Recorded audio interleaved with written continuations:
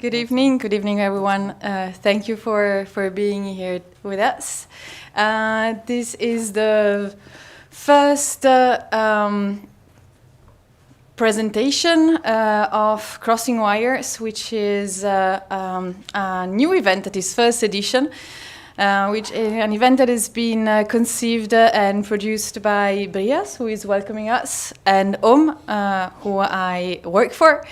I will just say a couple of words about Ohme and our collaboration with BrIAS, and then I will leave the floor. We are a Brussels-based organization. We are a very mixed team composed of engineers and culture professionals. And we started 7 years ago to build a series of projects to support research in art and sciences. What do we mean by that? We mean a series of actions that aim at breaking a bit the barriers between disciplines, and we do that through a series of activities that are destined to the broader public, like conferences and exhibitions, workshops, etc., and through a series of artistic residency, where we welcome artists to spend between 6 months and 1 year with scientists and researchers from the most diverse disciplines. A bit like BrIAS does, bringing together people with the most diverse backgrounds to and bringing their own scientific and research competences to explore one broad topic. We do the same, but with the arts mixing with the sciences. For 2 years, we've been hosting artists in residencies here at BrIAS during the Sustainable Robotics program. And to close this trajectory, this 2 years trajectory, we are welcoming you to celebrate a bit and make a bit the point of what we've been able to build and all the things that we've been able to exchange about over these 2 years. The artists that have been in residency with us for the past 2 years are Chris Verdonk, who is a Flemish artist who has a background and a practice that really crosses the boundaries between performance. He's been working in theater for many years and installation, and he questions a lot the relationship between humans and the objects that they built or that surround them, with an increasingly critical approach to energy consumption. And you will see that through the work that he developed through the residency here. Always in 2024, we welcomed Dewi Brunet, who is a folding artist, meaning that he works with different materials, creating foldable and folded objects, and he mixed that in his practice with robotics, developing what is called robotics. So crossing boundaries between artisanal techniques and robotic technologies, especially with an angle that is growing on soft materials. And in 2025, we've been working with Guillaume Sulisevic, who is in collaboration with Gijs de Hey, is working on a project that mixes a bit AI and robotics called Cardboard Technostructure that will hold a workshop just after this talk. And you can see actually the projects that are in development just outside here at the back of the room and in the big corridor.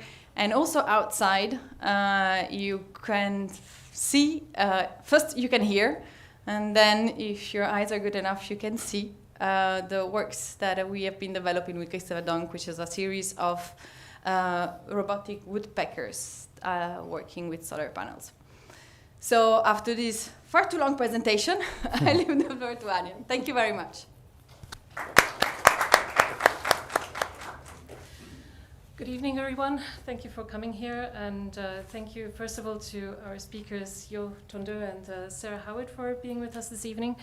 I would like to just give a few quick words because I know Jo and Sarah quite well. Jo, incidentally, was my PhD supervisor, and since I completed my PhD successfully, we've become friends again, as in his own words. My joke. We have managed to also co-author a nice paper together with Sarah Howard. Something about Jo and Sarah. They work together, not only professionally, but also privately. They run together, they do a lot of projects together as well. And most of all, they are experts in educational technology. Both of them professors in educational sciences. Jo at the VUB right here, and Sarah here in our neighboring country in England at Leeds University. They have published quite a bit on the subject of educational technology, and lately they have been frontlining several interesting projects on AI in education as well. I think with that, I will probably just give the floor to them and let them speak and explain what they've been doing. Thank you. So, good afternoon. Oh, good afternoon. Good afternoon. So first of all, thank you for having us here, for inviting us. So I'm Jo Tondeur, and I actually work just around the corner here at the VUB. And indeed, Anja, as you said, most of our work is about educational technologies, innovations. For me, actually, technology is a very interesting case to look at how teachers and schools are dealing with change, with innovation. And for that, indeed, I work closely together with you, Sarah. Yes, and so I am Sarah Howard from the University of Leeds, and before I begin today, I'd like to also thank the organizers of this event. It's always fun to do these talks, but also our collaborators on the research that we're going to show you today from the University of Regensburg from the RIGHT program. So we did not do this on our own, and actually we should share the preprint as well. But anyway, I will let ChatGPT introduce me a little bit further. So let's see, ChatGPT, who is Sarah Howard? Very existential kind of AI question to begin. How do I define myself if I don't define myself against how AI defines me? So I'm a professor who specializes in educational technology, digital technologies. She met Jo Tondeur, who shares her professional interests. That's him. And personal and professional relationships, as Anya pointed out. Bits about my background, So, who am I? Who is Jo, since he's come up twice now in the description of me? So clearly I'm a professor who, like Sarah Howard, specializes in the field of educational technology. Tondeur's professional interests align closely with those of Sarah Howard, leading to both a professional collaboration and a personal relationship between them. Yeah, interesting. Thank you, ChatGPT. So... So ChatGPT's on to us, apparently. Why are we so connected, according to ChatGPT? Well, a couple of reasons, possibly. So one is the form of the prompt that we put in. So we did ask them in sequence. So first we asked about myself, how it linked me with Jo. It's not entirely clear, actually. But we did ask them in sequence. We asked Jo afterwards, so it makes a little bit more sense that they would align it, because that's what it does, right? So that those particular technologies, they're working with you, it's in sequence, it's also making assumptions. So we asked about me, then we asked about you, but there's also an article about us. Yeah, it's published in the Journal of the VUB, but actually the strange thing is that this is published actually after asking the question to ChatGPT, so I'm not sure what happened here. Yeah, so how does it know about us? It's difficult to say actually what these results come from or how we know what to do with the information. So, AI. AI is making it easy for us. It is actually telling us and Sarah who we are, and it's helping us with these slides, for instance, the images of the slides here. But can we say that actually there is something really new happening here? Can we say that? Is AI an evolution? Is it a revolution for education? We could say that it's not quite a revolution. Education still, we haven't revolutioned yet. We haven't had our revolution. We're still fundamentally the same. Even sitting here, we are fundamentally the same as how we typically have been learning for the last 130 years. But let's have a quick look at our history and our kind of troubled history with educational technology and visit some of our past revolutions or expected revolutions. It's like going down the rabbit hole on Facebook when you want to revisit where ex-boyfriends or girlfriends or neighbors, what they're doing now, and analyze your existing or past relationship with them. So we could start with film, we could start with radio. We've had a troubled relationship with both, but we're going to go straight to the television. Oh, I love school TV. Who here in the room experienced school television? Yeah, great, eh? Was the babysitter, I think, loved by students because it brought in a bit of, let's say, the real world, but maybe mixed experience for teachers? Yeah, for teachers, it was great. It was a great way to easily share content in a way that students might find interesting. Like film did the same. It brought images and experiences into the classroom that students couldn't previously access. Radio did the same thing through audio. So again, we say it brought the real world to the classroom. But it was also a good way to take up time. It also acted as a substitute teacher, if, say, someone wanted to do something else in the background. So in the end, we watch, we listen, but actually, before I go further, can we check out the remote on this one that ChatGPT's come up with? Not everyone raised their hands, so this is fake, this is not real, right? Here's the remote control, we think, right? So, did it bring in the real world in a really meaningful way, in a pedagogical meaningful way, and how did we, teachers, really integrate school TV? So the question is, was it really integrated? We weren't able to truly interact with it. It was largely passive consumption. So was it really considered the learning that we are looking for? Is this the learning that we really expect? I don't think so. It had to be used with other approaches, with other activities or projects or anything actually. So the interaction was actually around the tool, around the television. And it was about the learning design. So what you want to do with the tool, that was the most important thing. Yeah, but what about computers? Sarah's getting excited. Computers are next. The digital age. Computers are next, the digital age. So I'm always excited when we get to the digital age. So I don't know about anyone else, but I got my first computer in the 80s, and it was the PC Junior. Did anyone? PC Junior? Commodore. Commodore 64, anyone? Apple IIe? Yeah, okay, all right, we're getting there, okay. So I had the PC Junior.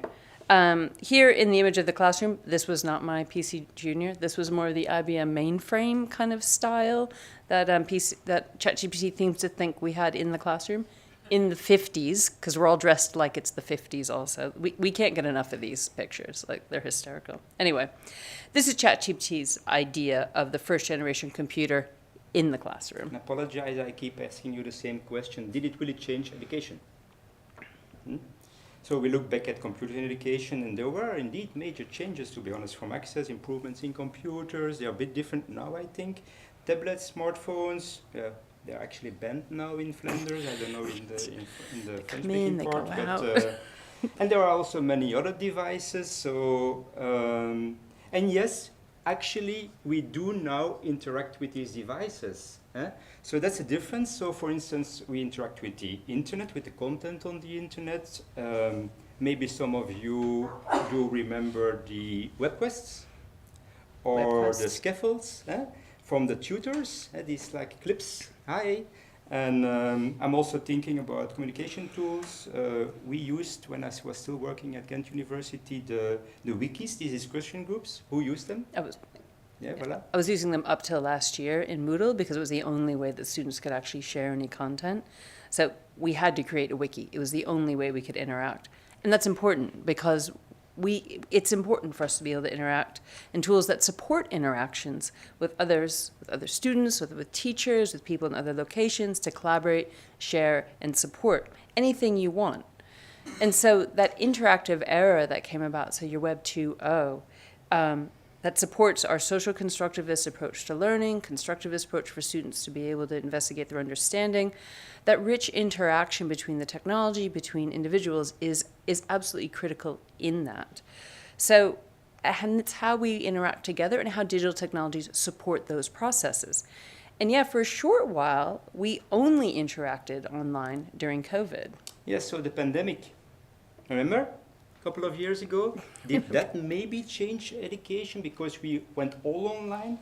But did we all go willingly online is another question. So maybe no, it seems that COVID doesn't count. It was like the emergency remote teaching, not like online learning. So I think one of the biggest arguments, again, teaching and learning online after COVID, after our COVID experiences, is a lack of interaction, human interaction. So even after the pandemic, dear participants, is something new happening in education? I guess it's streaming now. We watch this talk, so that's maybe something new, but it's fundamentally changing education. I'm not sure. So for each of these previous technologies, there was an evolution. So we did adopt them. They're well integrated into our practice. Even YouTube is essentially the same as the television. So since they got rid of like annotating. I'm still getting over that. So we said in the beginning there was something happening here. So maybe an evolution. Education has not really been one for revolutions. All these technologies were predicted to change education, and they did not. Education absorbed them. So we were wondering, with artificial intelligence, what is happening? Is there something happening here? We think so, but what is it? To find this out, it was necessary to ask teachers and students what they are doing, what are their experience with AI tools up to this point. So we went to the literature. Yeah, we conducted a review of qualitative evidence in order to tackle exactly that question. And more specifically, we wanted to know more about the potential of AI in higher ed and the conditions that are needed to actually make use of these or the potential. And the focus was on qualitative evidence because we wanted to know more about the perceptions and the experiences of teachers and students. And as you can see, we've aggregated the findings of 40 what we call A1 publications, so peer-reviewed publication, and actually without using AI. It wasn't really on purpose. It wasn't ready yet. It's changing so fast. But let's present the first results of the review for you, and we're going to look at 5 synthesized findings from the qualitative evidence. And the first one, Sarah, is? An AI understanding. So, from the evidence, it says that one of the first things we need to think about is a basic understanding of what AI tools do. Their functionality, what are they designed to do? And their capabilities, what are they able to do? These are quite different things. So, but this needs to be, with a critical lens, is required to determine what does this mean for learning? So what are the opportunities here with the tools available? So from the literature, we can see a number of advantages and disadvantages. And so we're going to look at one in relation to what we call complementarity.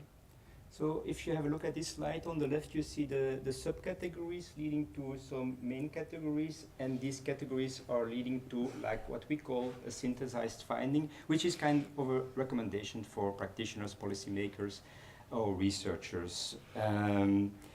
So we don't have enough time, I'm afraid, to go into detail and to look at all these subcategories, but let's take one example, and indeed, as Sarah said, complementarity is an interesting one. In our data, we see that students did appreciate the feedback from ChatGPT. They did like it, actually, but not as in-depth as the feedback they got from their own teacher, their real teacher, actually. However, from the teacher, feedback from the chatbot was quite useful.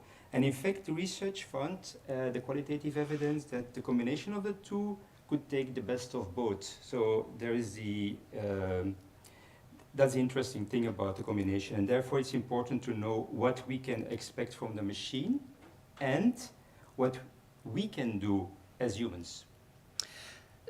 So when we speak about complementarity, so it's necessary, and in this instance, when there are many studies looking at the use of ChatGPT in particular learning situations, feedback is a particular interest. So how to navigate the two dimensions, how to balance the two together. So to think about what the tool can do and then what the tool is able to do, what we can use it for otherwise. And the capabilities of those tools needs to be understood by teachers and by students. So they both have to be able to understand this, to be able to use it well and to really gain from the opportunity. So another one, this leads on to the idea of the interactions that are possible in AI learning. So throughout the studies that were analyzed, there were a range of interactions. And this is the real key to using AI tools in teaching and learning. So as we alluded to earlier, the nature and the richness of these interactions afforded by AI is significantly different than other digital technologies. And that's what we really focused on in the analysis. So these interactions can take a range of forms. So humans can interact directly with AI tools in constrained ways, such as an intelligent tutor, where it's a designed pathway that they move through. but also in very open ways, such as working with chatbots. And so these are quite different experiences in terms of learning and quite different kinds of interactions. So also tools can support interactions between teachers and students, between groups and individuals, to be able to support groups. So there's lots of different ways that these tools are being designed to create these kinds of interactions. So it can be a tutor, it can be a brainstorming tool, a critical friend, a personal assistant, a search engine. So let's make it again more specific with the findings from our aggregation. And as Sarah said, we need to be task specific. So let's take assessment as an interesting example, because I don't know how it is in where you are, but for us at the VUB, for instance, we all like, oh my God, what do we have to do? Students are cheating. So I think assessment can be a nice example, also related to feedback. And what are the different ways teachers and students can interact with AI tools within the bounds here of assessments? So when we think about assessment, it covers a range of options. So here, and not in the least which, is the idea of how we use ChatGPT to be able to support that, to be able to afford it. And there are a lot of options there that, again, suggest to our complementarity example that we looked at earlier. So needless to say, there's a lot to unpack there in terms of what is the good and what is the bad and the ugly. Yeah, we know that there are quite a bit of, let's say, academic integrity issues here, but if you're okay with it, we leave that aside for a moment. Just put that to the side. So students can work through their assignments with AI chatbots, and in some of the research, students see this as having like a tutor or as a teacher even to help them however they wish. So the question then is, how do we manage this opportunity? So how are we able to have them support their own learning using these tools, but also to ensure that they are in fact learning? So this suggests to offloading, cognitive offloading, things like that. And that we also need them to be able to exhibit what they're able to do and what they have learned. So to be able to frame that, we need to design learning experience, and I think that's super important to foster and scaffold this kind of balance, actually, what I was talking about. And now we're actually at the core of our work as educators. That's actually our favorite part also, yeah. How to use AI applications in the learning design to create the best learning experiences with or without AI. So the learning design question is one that is, of course, and as many of you will know, critical for, as we say, quality learning. I'll use quality with kind of inverted commas, but we'll go with that for right now. So in this, we've picked one category that is crucial in this discussion that deals with the affective characteristics. So this came up a lot in the literature that we looked at, because a lot of the literature is about perceptions, experiences, attitudes, beliefs. So related to often motivation, engagement, and work with AI tools in that well. So we found both positive and negative attitudes. So for instance, some students worried about the use of AI tools might hinder their creativity, while on the other side, some felt that the tools really enhance their ability to be creative.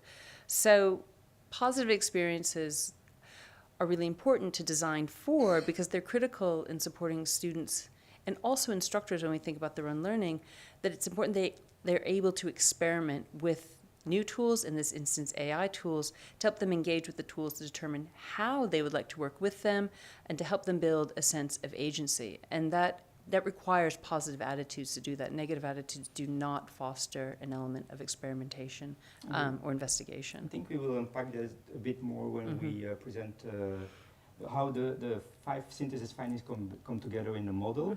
So we'll come back to this, but first, AI governance. So what about AI governance, Sarah? First, and importantly, with any new innovation, can everyone access and use AI tools? The answer is? No. No, the answer is absolutely no. The answer is a hard no, actually. Sorry. No.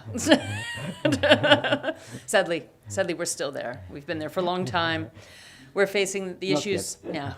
No. We have this kind of dream of it being egalitarian, but it just never happens. So we're continuing to struggle with issues of the digital divide. We've just not gotten our head around this one, sadly.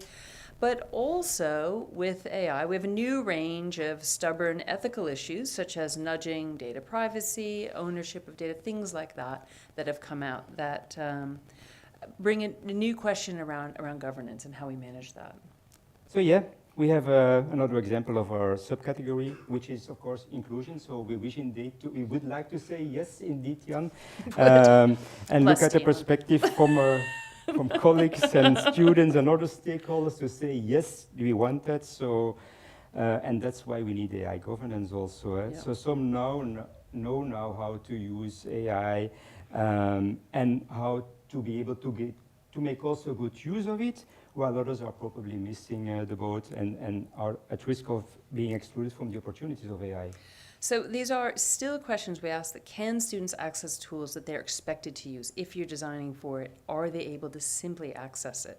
So if it's being integrated into learning, is it possible? Is the tool designed to support multiple viewpoints, potentially different ways to engage? Does it deal with language barriers? So not just can they physically access it or economically access it, but also what else is going on in that space? So to create these conditions actually needed for all students through appropriate institutional policy, we need AI governance. And it needs to be an institutional priority at the VUB here also, at other universities, that all students can engage in the use of AI tools, and not only for today, but also. The future. The future. So future use and future projections, we immediately go to the aggregated findings, point to future projections for AI in education. And when you think, can I ask you, when you think about the future of AI, what do you see? Dystopian, yeah. Yeah. Yeah. What do you see, Sarah? I see robots bagging my groceries and folding my laundry. That So would be great that's for me, what I would because then like. I would have more time. So really, I mean, honestly, we don't know what's coming, and that's important. Students need to be prepared for whatever's next. Whatever. Yeah. Dystopia. Yeah, exactly. The Road, Cormac McCarthy. Voilà. So we need to think about creating learners that are adaptable, also beyond AI, and that's what we actually mean, and also the evidence with future projections. It means to be critical, and we also targeting metacognitive skills, some understanding, of course, of the technology of the AI tools and how it may change, how they want to new and emerging technologies, and what about future work? Seeing the future for work. Well, but not thinking about the influence of AI in the future workplace. So, but it's much the same. To illustrate, so we have to think about, we need people to be able to think about the future. We need to think about their future as educators. So to illustrate, one of the students in the study said, I'll probably lose my job in the future due to the advent of chatbots. So, which may or may not happen, you know, so it depends on what it is. At the same time, what that is we need to, in young people, we need to develop the understanding and wisdom to adapt to new situations. So that's what you see, then what do you do? So, because there are going to be hundreds of opportunities coming, there will also be opportunities closing. And so, how do we prepare them to be able to navigate, to be able to adapt to that future? So, the aimed model for education here, this is your answer. So anyway, it depicts the 5 aggregated findings as a conceptual model. So the aim of the model is to provide a way to think about the opportunities of AI in higher education together with the conditions necessary to be able to support it. So in particular, the main opportunities that we see are in fact the interactions afforded by AI tools in learning. So that's primary what we want to see students have access to. So as you can see in the model, there are like 2 concentric circles, and the idea behind it is that in the outer circle, you have AI governance, and it's fundamental to creating a learning environment where all students, as we said before, have access to and are able to use AI tools to benefit for their learning. And in the inner circle, you can see the 3 dimensions we presented before: understanding, interactivity, and learning design. And importantly, we envision that this model can be used across educational levels actually, and for a range of purposes, and to query and problematize the use of AI tools in education. So we'll ground it a little bit. Yeah. So let's think about an example where all universities are struggling with, the master's thesis. So first in the center is the aim. The first point to determine is an educational aim. And this is very much a tool, an educational conceptual model. So this is a thinking tool for educators to think about when they're embarking on these decisions. So what is the aim? What's the purpose of it? What's the main goal of a master's thesis? To complete a research cycle independently? Yeah, but independently, what does it mean, Sarah?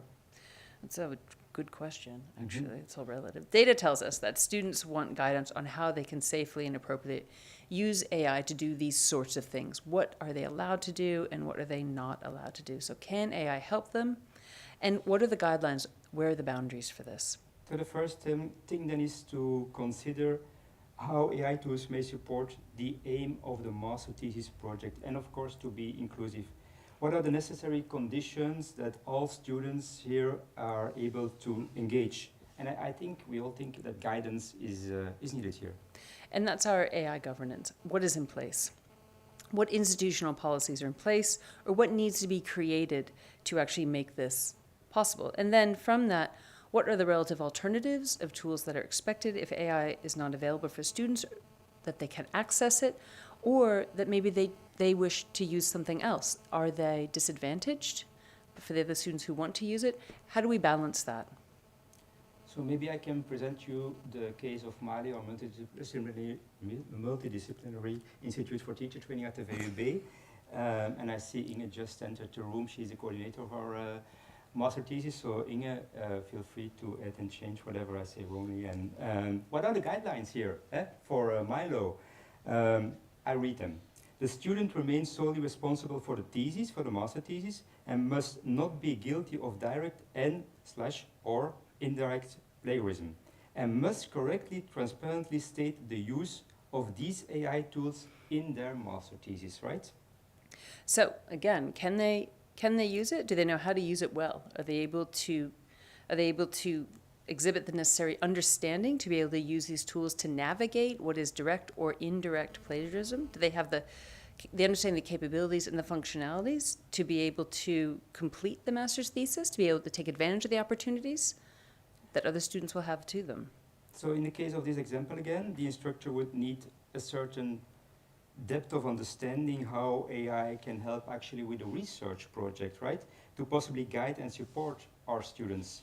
So for the student, they may need a better understanding of how to use a chatbot, such as Grammarly, to be able to support their writing, not to do their writing for them. And this distinction, I think, is critical to achieve the aims of the master thesis. So looking back at the model, further consideration here is then the interaction. What are the interactions that the student is going to be engaging in? Interaction. To give you the example, in our teacher training institutions, students need to do practitioner research, right? And students can actually use GenAI to help with the orientation of the topic, to brainstorm, and for help with their academic writing. So here we are primarily considering interactions of students with AI. So at the same time, we know that this type of change and learning is a non-linear process. So while we need them to be able to engage in these types of interactions, so brainstorming or using writing tools, things like that, students may need training and support, and they may need it here, there, on how to do it appropriately. So it has to suit their specific task and at their time. So can we move to learning design, our favorite part? So at Milo, we redesigned the master thesis to not necessarily be a written assignment anymore, and that also because of AI.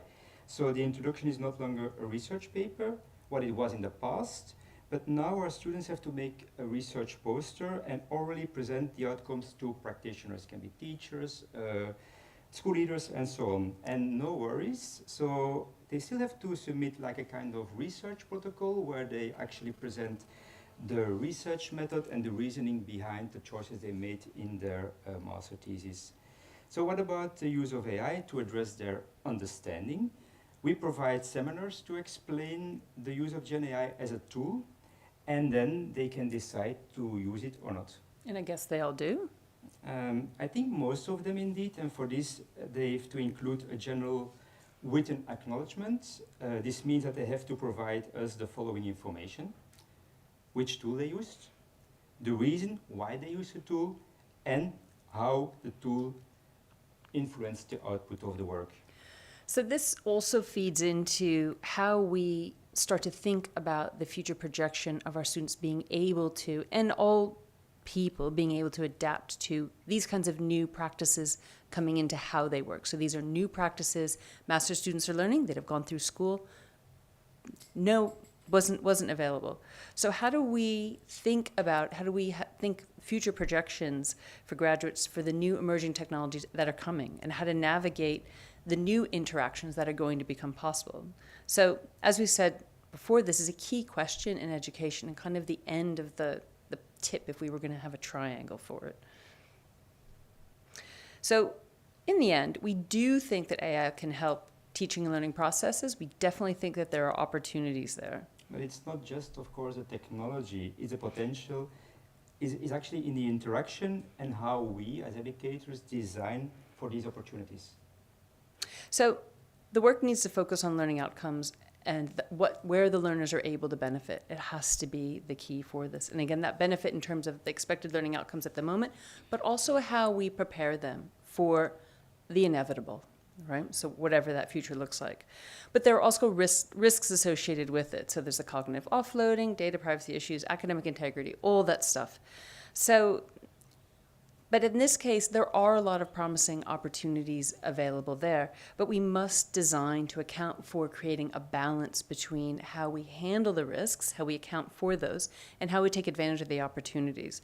And this is really essential for the fact we do, in fact, want our students to benefit from these new technologies. We need them to be prepared for these technologies and whatever else is coming. My robot's folding my laundry. So whatever it is that we're going to benefit from in the future, the tools, we need to have agency to be able to engage with them. So we will leave you with that, and thank you very much for being with us. Thank you.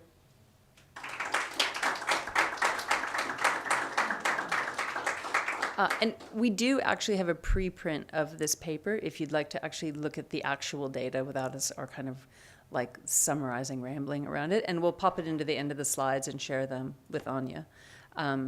So it's just the Creative Commons. I think Anya, or I'm not sure if she's here, there's still time for questions? Yes, you'll take any questions if there's, well, till someone tells us to stop. I think we have 15 minutes or 10 minutes if there are questions.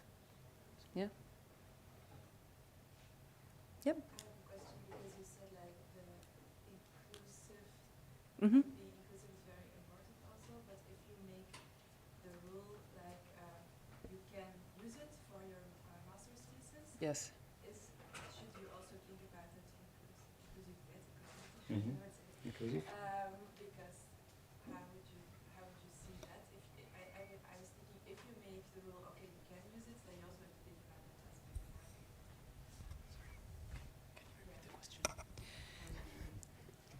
So in terms of how you support that, or how you actually support all students, how you create some equity in there? I was thinking maybe if you have a rule that you can use AI, that maybe from there it's already unequal or something. It is. It is. But also not having a rule about it is also the same. So Yeah. So there's actually two different problems in there, right? So there are two. So not having. So it's inherently unequal. It just is. We can create structures to, as we say, level the playing field to make things more accessible. It's difficult to make it entirely accessible or entirely equal, but you create supports where you can.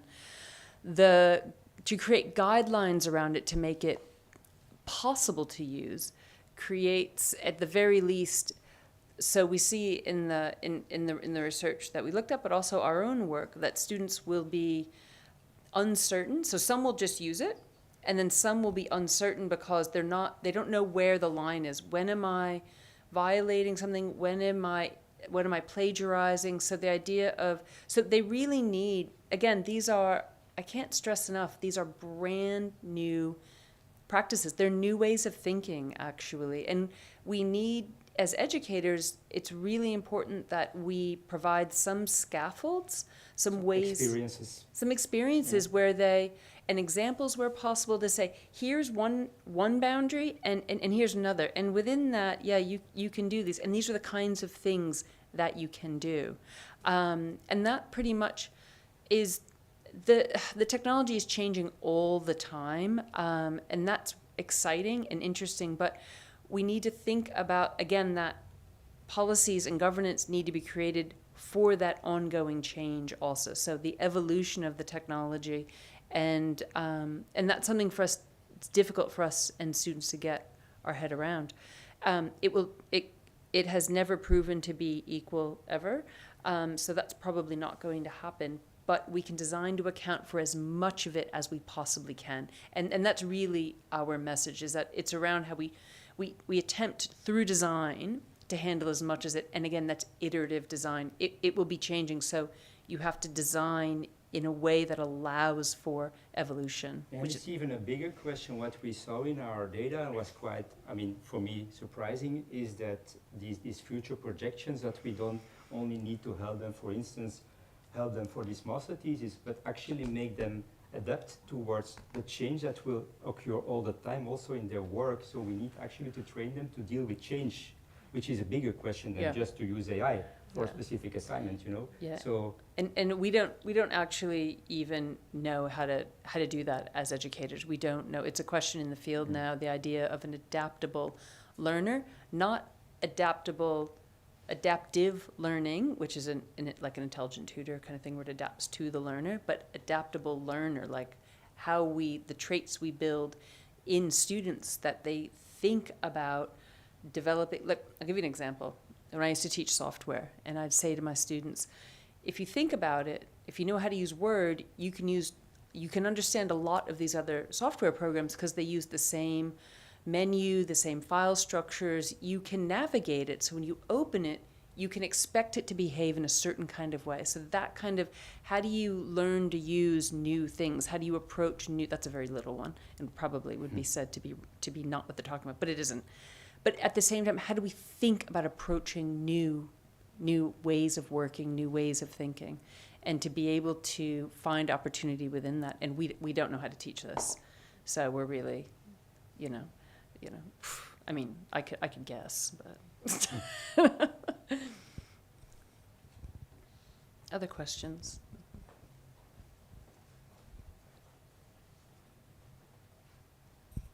Hi, thank you for your talk. So I have a question about what I think is the elephant in the room, right? Generative AI, right? Which is probably the main tool that's going to affect education. So most of the research covered, Right. So whenever there's a thesis, a class, right, you define student outcomes usually, and that's how you measure the effectiveness of what you do. The question that I have is, these new tools will oblige us to review what student outcomes should be. Also that, because if you take generative AI, for instance, you go from creating to more interpreting, right? So I wonder what your thoughts were on this topic. So you're absolutely right. So when generative AI kind of came onto the scene in, what was that, November 22, it immediately, we had a total crisis. It's several at the same time. And one of those crises was, what is knowledge now? Right. To be fair, we had a similar crisis when the internet became a thing. So we've kind of, again, education we've been to this party before. But this is quite different because, and we see particularly with reasoning, I spent my day looking at reasoning models today. But it is the idea of what is knowledge, what is legitimate knowledge, how do we demonstrate, what is it we're asking students to learn now?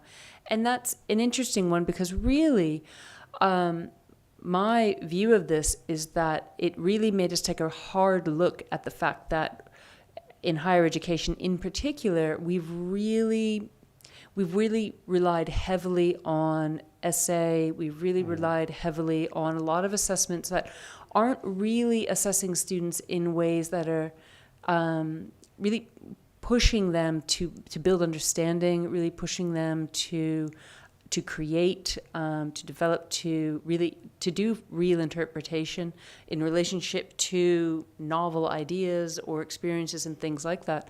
And it's really pushed us to move away from a lot of types of assessment that were more kind of rote assessment. And that very much depends on your discipline. And so it's caused a lot of change in that space. And I think that was needed in higher education. But I think I think we don't know right now, there's a lot of work on this where we as humans sit in the frame. There's quite a bit of work on what humans do and what computers do.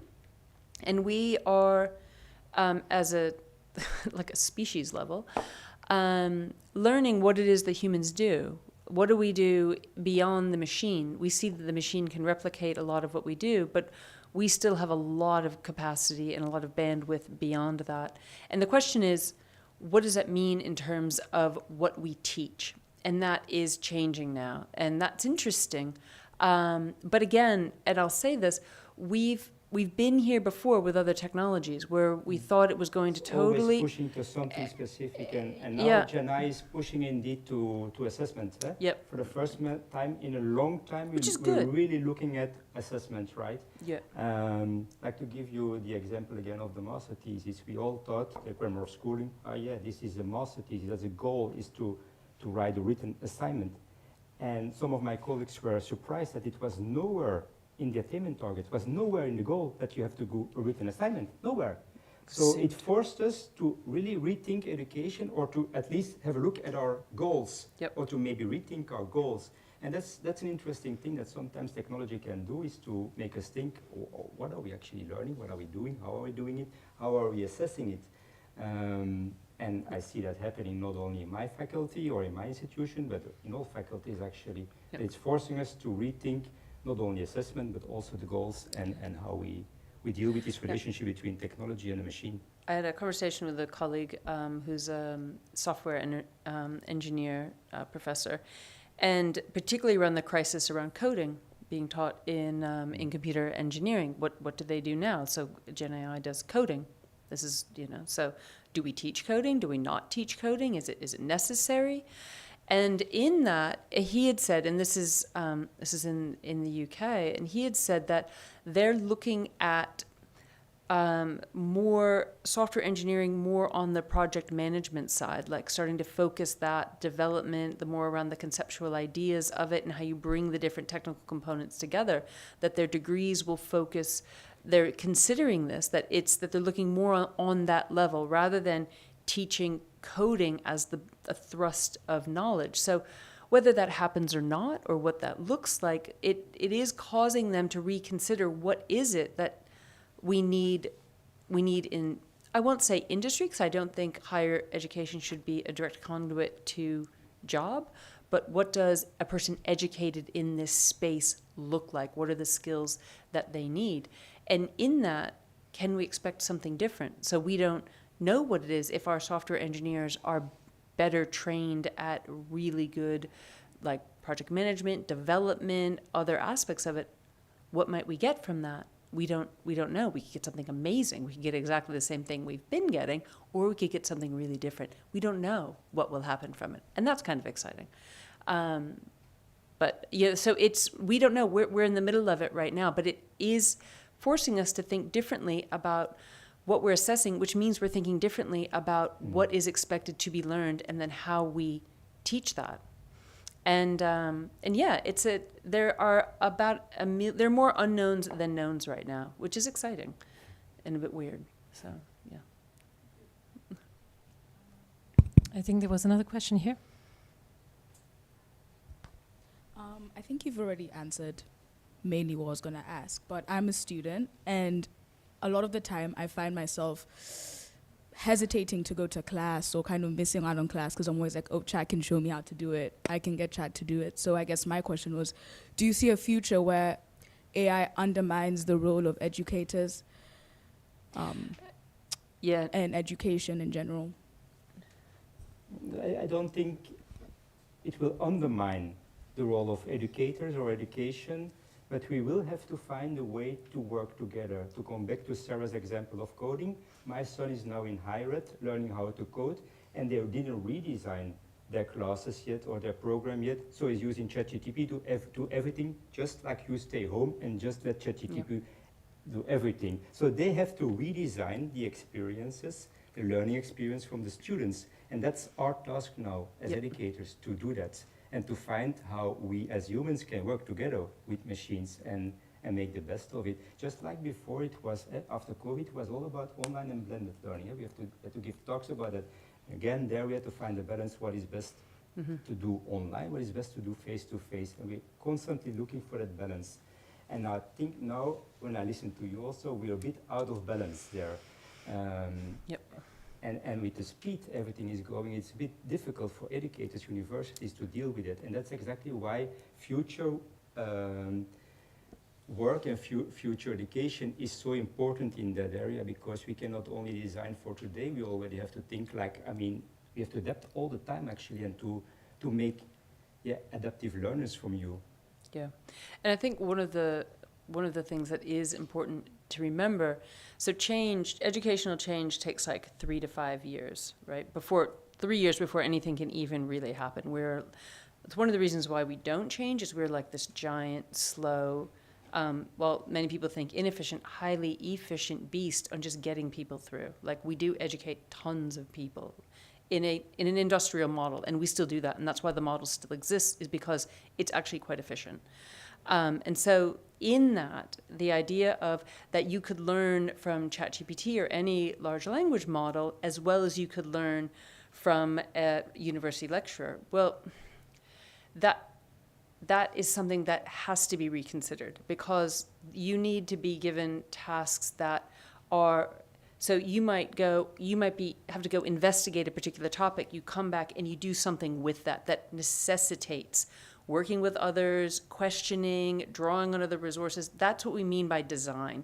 So the resource should be used, so it should be understood. You can go and do this and that. So rather than watching like a lecture or a YouTube video or something like that, you go and query. So you might start with a video and then you might query and find your own stuff, then bring it back and we do some work with it, whatever, right? Whatever. But that's the thing that institutionally, some people on your normal adoption bell curve, you've got some people who are going to do that immediately, some who will never do it, and you've got a big chunk in the middle, and some of them really need institutional guidance and policies to say, now we're doing this. All right, now we're doing this. Yeah, I don't want to do it. Okay, but I will. Now we're doing this. Yeah, but I need support. And that's for the institution to do some work at, to say, we need to do this, and to go through a change process in terms of how we stimulate change to create a different kind of learning experience for students, because I seriously doubt most students want to go through 3 or 4 years of not going to class. That's not why you're in there, and just sitting with ChatGPT. That's not very interesting. Who wants that? You know, maybe like 1-2%, maybe people who work full time, like I simply don't have time for it. But again, bell curve, you know, everyone's there for a different reason, you know. So that's why in that process, you can't separate the institution from what's happening at the classroom level or the individual teacher-student interaction. There has to be, if you know your sociology, your structure and your agency, right? So the structure provides some imperatives and the agency of the individuals who adopt that in different kinds of ways, which then impacts on the institution. That's how that works. But the institution has to provide guidance, because again, everyone's going to be on a different continuum, but if we really want to try to create some level of equity between disciplines, between experiences, and to have students who are actually prepared a bit for what they need to do in the future, the institutions really have to think about that. And I think they're getting there. But I mean, honestly, you look at internationally, some institutions had policies around Gen AI from go, and some are still working on it. You know, like when did the VUB put out its policy? Last year? Who? Someone? Yeah. 1.5 years ago. Yeah. Some had it within months. Some are still working on it. Some have ones that are already being changed because of new understandings and kind of ways of working and changes in the technology. But that's how it's going to be. Also, you cannot create like a and let's say an AI policy. No, it has- and then it's like No, it's that's changing. done. Yeah. Tick. We're good. No, it has to, that idea of the evolution, the idea of change has to be built into it. We have been in this space for 3 decades now, and it is, with the pace is increasing, the size of the change is increasing, and it's only getting faster and faster. So we have to embrace that, and if we don't, then that's where we'll run into trouble, because the world will advance without us. So, not to be doomsday, but you know, if anyone's read Cormac McCarthy, The Road, it's my ultimate example. Has anyone read The Road? Okay, go look it up. It's like a manual, right? No, it's not really. It is. Or just ask you read GPT it? to make a summary. Go to ChatGPT and ask it about, is my future Cormac McCarthy's The Road? There was a movie. Did anyone see the movie, The Road? Okay, seriously, look it up. It's a little dark, but it'll be important. Any other questions?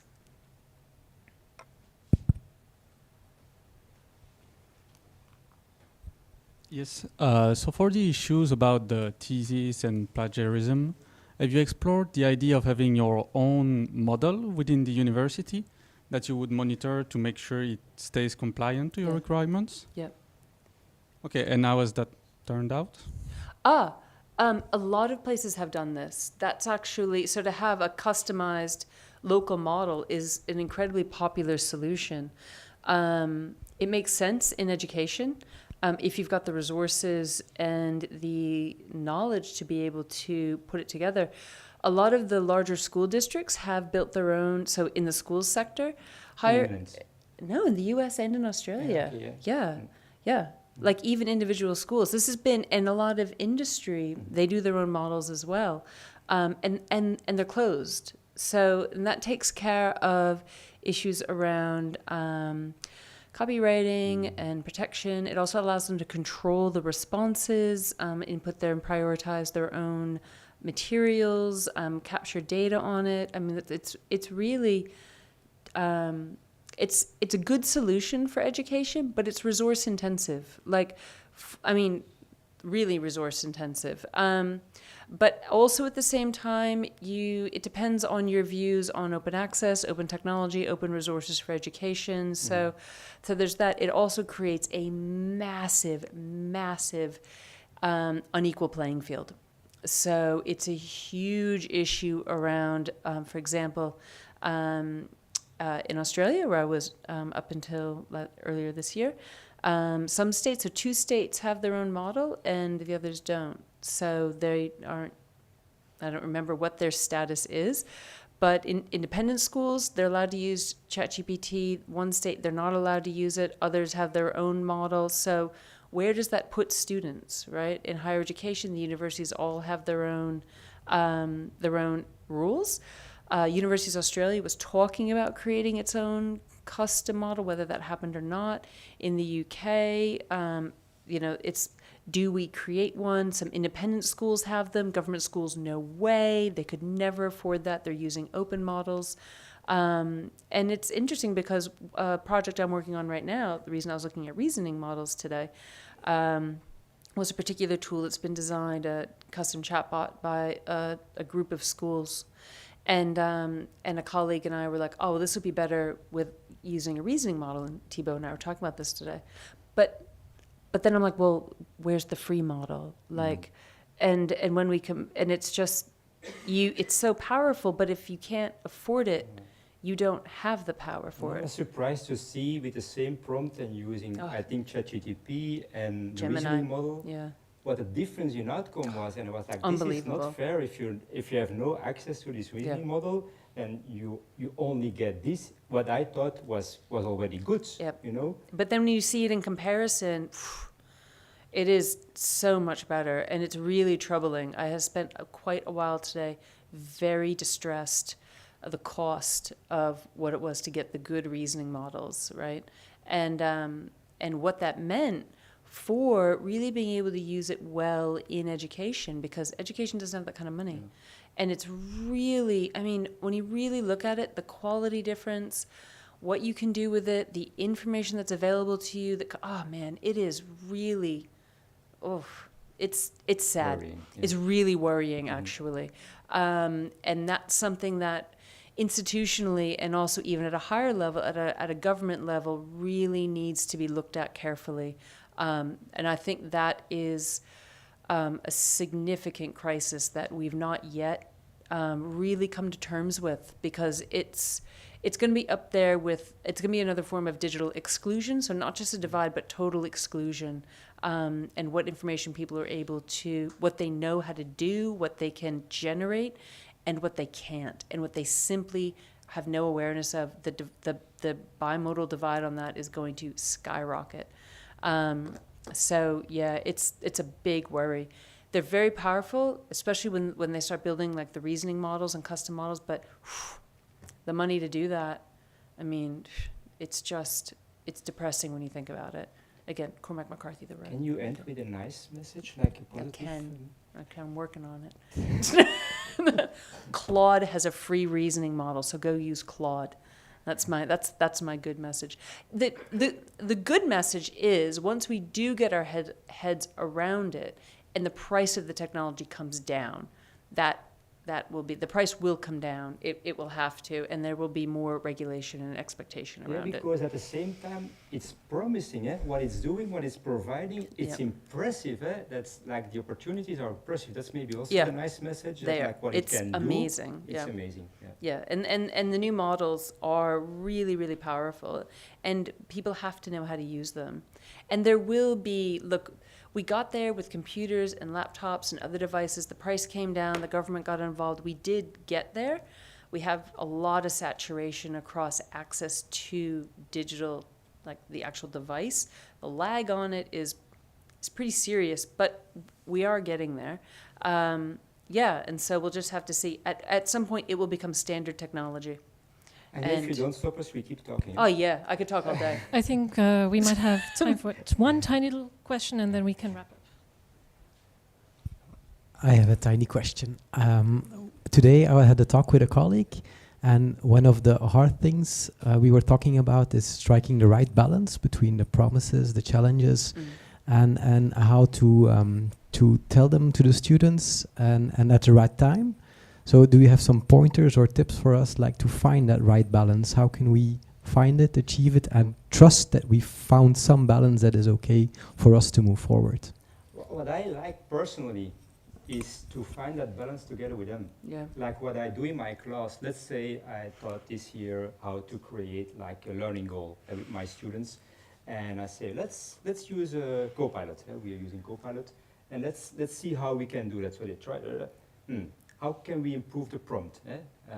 Let's put, sorry, I can say Bloom, taxonomy. You don't like it, I know, but let's do this taxonomy. Let's improve the prompt. And half of the group of my students is not using Copilot, and they are making, with their own brains, the learning goals, the same, the learning goal. And then we compare. And it's an interesting process, Thibaut, to see then what the machine is offering us and what we can do with our own brains. And at the end, we decided that our own brains were actually doing a better job, but the machine inspired us also. Yep. They actually helped us to think about, this we can also do. So I think the answer is in the practice, is in to experience it together with them and to help them to learn to do that. I mean, that's what I think is, as a teacher trainer also, would be my answer. I think that was my first thought also, to do it with the students. But sometimes if you're working at scale, that's not really possible to have that kind of rich interaction that we prefer, but isn't always possible. And in that instance, and what I've done, I have taught online a lot, like where you don't really have touch with your students, but I need them to use different technologies and do design tasks and things like that. And one of the ways that we do this and that we manage it is to think about how you scaffold learning about technologies, different practices within that learning design, often over the structure of a course. So, and some students will be right there and others won't, and so you build in those supports around it. I've also found that how then designing the individual tasks that build up, because in online learning it's always about so modularized, right? But it's good for this because you then can build in small developing capabilities. For those who have it, no worries. You move right past it. And for those who don't, you embed it in the task that they're doing, but you make it, again, so that the load isn't too high for them. And you break that up and build them towards the assessment or whatever larger task. And so it's very much about the design. Also, sometimes I would survey students before if I had a really big class and I needed to do it. I'd survey to see what their experience was. Or I would ask them, we're doing X, Y, and Z, A, B, and C. But in terms of ways of working or practices, and I'd give them a bit of a menu. What would you like to do?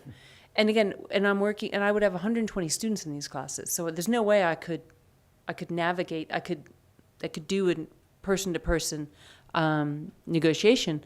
And I'd get a sense of where they were, usually quite low, and I would build that in. YouTube videos, scaffolds, worked examples, things like that, which they love a YouTube video. And then when I did my lectures, I do little Q&As, little tech support Q&As, like 1 hour every couple of weeks. So little strategies like that allow them as needed. So you provide like a buffet. But for me, it's possible because I know how to use the technology, so it's easy for me to do that. For others, and to our model, when we talk about understanding, it's the teacher and the students understanding what is your skill that you need to be able to support the use of the technology. And so oftentimes you can learn as you go with your students. And I would always tell them if I was learning a new tool, yeah, we're experimenting. But look, that's my style. Like, so some people aren't comfortable with that. But I'm like, yeah, we're going to give this a whirl. Oh, that didn't work well. All right, hold on. We're going to backtrack. But we're all learning. And I think that's okay. And I think one of the biggest recommendations I'd give to any teacher or instructor embarking on that is to tell the students, we're all learning, right? We're using this for the first time. You let me know what you need. And some will speak up and some won't. But it's really about the design, and that's how you can account for it. And also, don't be afraid to backtrack. Oh, yeah, that didn't, I saw, and when I looked at this task, that we need a little bit more looking at how we're going to do this. 10, 15 minutes, maybe a quick little soundbite video on how to kind of navigate it a bit better. Off you go. It's a bit of a load the first time you do it. The second time, you've already got the materials in place. So we need you won't have to do it. Teachers. Mm-hmm. But we've always needed that. That's just digital technology. That's just technology integration. It's no different. Like, that's the same. These tools, it's just, we're back where we were when everyone was getting a one-to-one laptop program, and everyone's like, oh, I'll tell you this one. I did teach her, I did a big evaluation anyway, blah, blah, blah. And she had an interactive whiteboard. This is like a million years ago, clearly. So, and she was like, yeah, I never used it. And then we had to do electronic attendance. This is in schools. And she's like, yeah, so I had to open the laptop. So, yeah, so it was open. It was on. It was open. I had to do attendance. She's like, and then one day I was like, I'm going to plug it into the interactive whiteboard. And she was like, all right, because it was just open. So they're like gateway to practices. And she started using it. And I've seen it a million times. Once you get the foot in the door, the same with students, then they'll start the curiosity, that positive experience it builds. And that's why those affective characteristics are so important. Mm-hmm. Create and design so that people can be successful. They have a good experience. The good experience, sadly, will be overwritten by strong negative experiences. So make good experiences. And make it fun, make it easy. Don't make it critical, so that they are happy to engage and experiment and learn. And that's the art teacher in me saying that. But it is really important to make a positive experience. That's the biggest. And scaffolding. So go to your instructional design and your cog load expertise there. Okay. I think you, as a typical teacher, leave us with some homework. We have to read a book and we have to watch a movie. It's called The Road, right? Yeah. You could read the book or watch the movie. One of the two, but it's a manual. All right. Thank you very much. A round of applause for our speakers.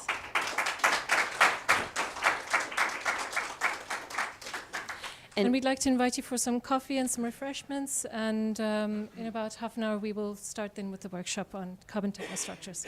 Thank you. So we'll give you the link to our